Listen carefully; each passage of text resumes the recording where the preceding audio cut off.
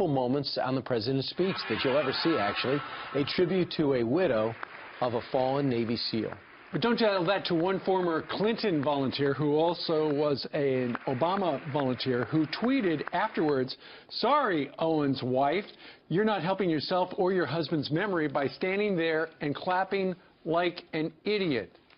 Trump just used you," and he called her an idiot. That worker, fired after a former Navy SEAL, wrote his boss at the company called Liberty Advisor Group in Chicago, and the Navy SEAL wrote this in the letter. He said, he has, in the basest terms, degraded the memory of one of my fallen Navy SEAL brothers by insulting his wife on a public platform. Either Mr. Dan Grillo is completely devoid of humanity, or he is willing to suppress the natural instinct of compassion for a widow for political gain and personal satisfaction. Dan Grillo has brought shame upon himself, and by remaining in your employment, your company, and you. That former Navy SEAL, Derek Van Orden, rejoins our show, but for the first time talking about this. Derek, how did you just stumble onto this tweet, and why did you feel compelled to attack it? Well, I have a group of friends that I speak to regularly, active duty and retired Navy SEALs, and this instantly popped up on our little network. And some things need to be addressed directly and immediately, and this was beyond the pale. You do not insult our widows and expect to get away with it. It's just not going to happen. So what was your reaction? Wholly inappropriate. And what was your reaction when I thought it was a joke initially. Yeah, what was your reaction when you found out he was fired? I thought it was fantastic, and I wrote back to the CEO of the company and thanked him and said that I stand corrected, that you are a man of honor, and that you did not bring shame upon yourself or your company. That's how real people have discussions. If we bring up an issue and it's addressed immediately like the CEO did, he should be called out for doing what is good. Sure. It's fantastic.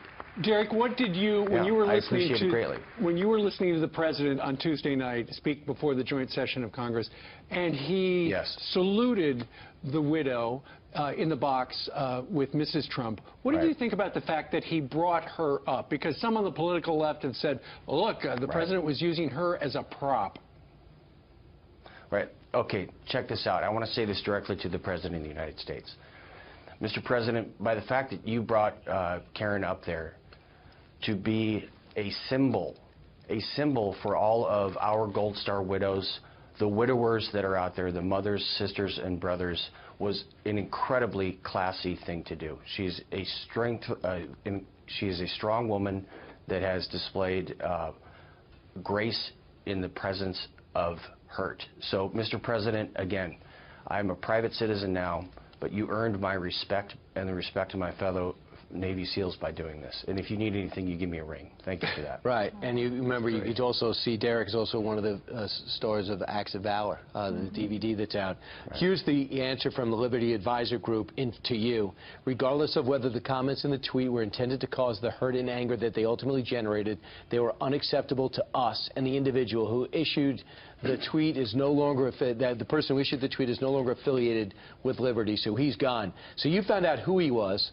You offered to drive over there and explain why he shouldn't have done that. And then he deleted his profile and came up with another profile, and you found that. Yes. Well, cowards are often crafty folks.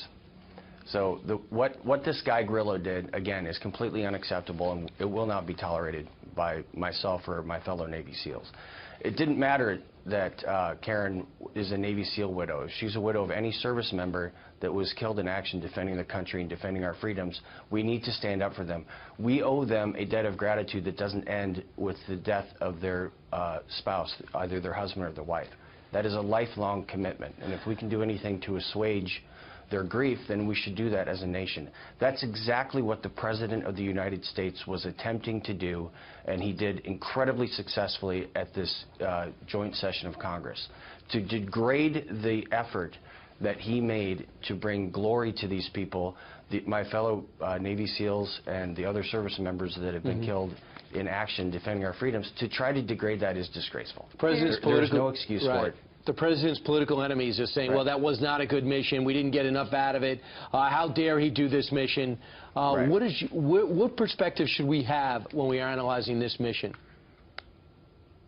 We should have the perspective of American citizens that are grateful that there are men and women that are willing to go into harm's way to defend us. It should start and stop there.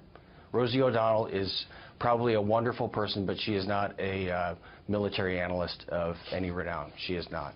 And when we're talking about Michael Moore and Bill Maher and those cats saying that she was used as a prop, I fully expect it out of those guys. They're agitators. In the parlance of unconventional warfare, we would call them agent provocateurs. I expected that out of them. I also expect someday to see Bill Maher riding on Michael Moore's back fighting Mad Max in the Thunderdome.